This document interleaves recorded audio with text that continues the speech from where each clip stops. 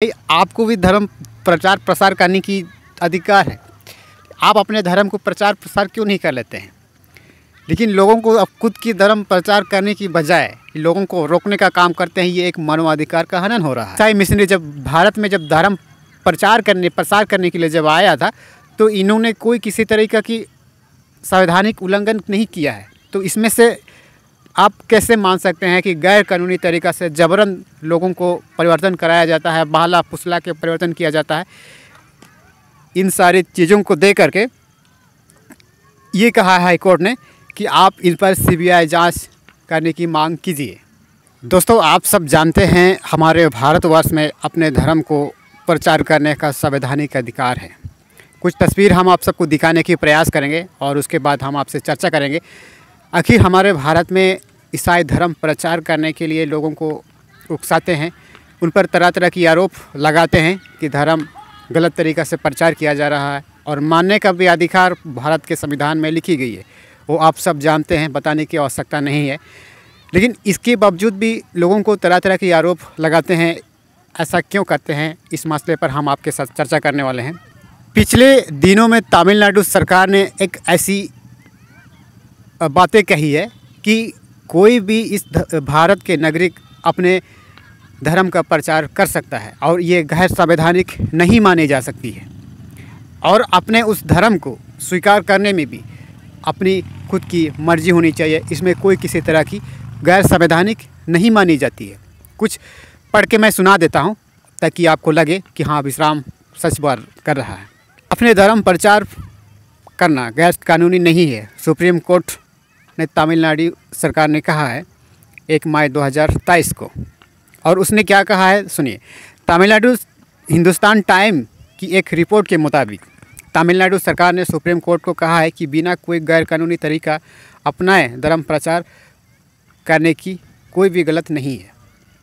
सरकार ने अदालत में इस बात पर जोर दिया है कि भारत का संविधान लोगों को शांतिपूर्ण तरीके से अपने धर्म का प्रचार करने और धर्म बदलने का अधिकार देता है। जो डीएमके सरकार ने अदालत में ये कहा था कि धर्म परिवर्तन के खिलाफ लाए जा रहे कानून का इस्तेमाल अल्पसंख्यकों के खिलाफ किया जा सकता है। तमिलनाडु सरकार ये भी बताया कि लोगों के पास अपना धर्म चुनने की पूरी स्वतंत्रता होनी चाहिए। ये सरकार के लिए सही नहीं होगा कि वह लोगों को व्यक्तिगत आस्था और निजता में धकेल दे। सुप्रीम कोर्ट में पेश के अपने हलफनामों में ये सरकार बताया है कि राज्य में हाल के सालों में जबरन परिवर्तन करने का मामला नहीं हुआ है। अधिवक्ता अश्विनी उपाध्याय ने सुप्रीम कोर्ट में जनहित दायर कर राज्य में जबरन धर्म परिवर्तन होने की इसकी सीबीआई जांच कराने की मांग की। याचिका में सुप्रीम कोर्ट के भारतीय संविधि आयोग को धर्म परिवर्तन विधि कानून का मसौदा तैयार करने का निर्देश देने की मांग की गई। तमिलनाडु सरकार ने इस याचिका में धर्म भावनाओं से प्रेरित बताते हुए कहा कि इसका मकसद ईसाइयों को निशाना बनाना है।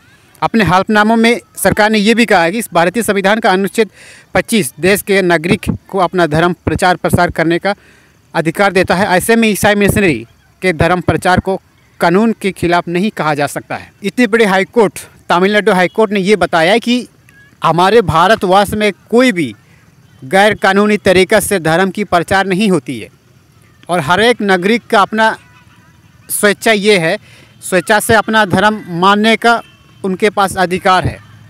उनको कोई किसी तरह की जबरन या फिर संविधान के दायरे में रख करके शांतिपूर्ण तरीक़े से धर्म प्रचार करना और उनको चुनना, ये हर एक नागरिक की दायित्व है।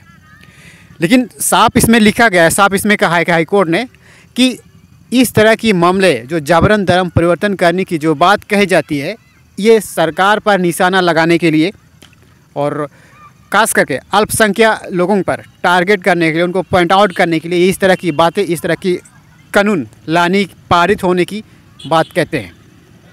लेकिन ये बात आप सब जानते हैं, या फिर पिछले कई दिनों में भी लोगों को, अल्पसंख्यकों को टारगेट करने के लिए तरह तरह की कानून लाई जाती है, और इससे पीछे क्या मकसद है आप सब जानते हैं।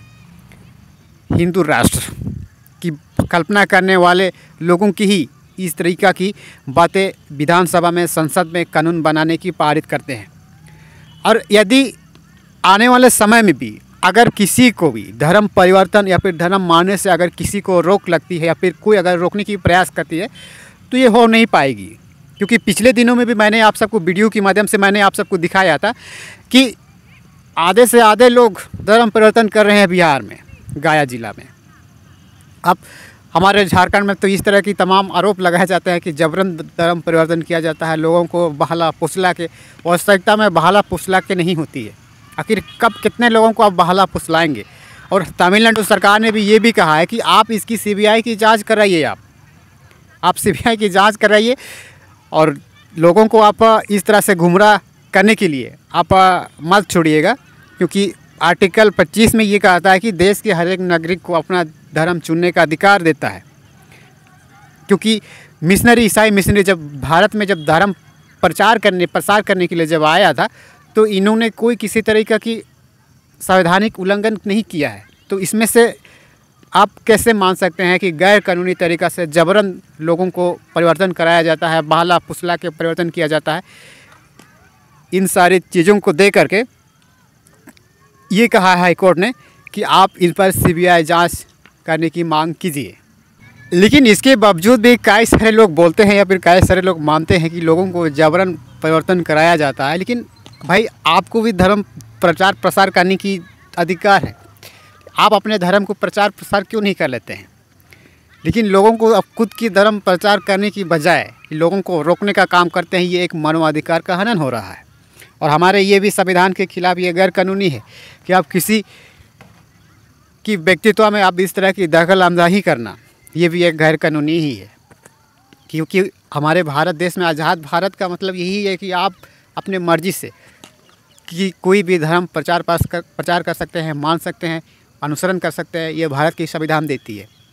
लेकिन इन सारी आरोप निराधार होती है कि धर्म परिवर्तन कराने के पीछे लोभ, लालच, डहा या फिर जबरन पैसा दे करके, कपड़ा दे करके, इस तरह की बातें एक निराधार है।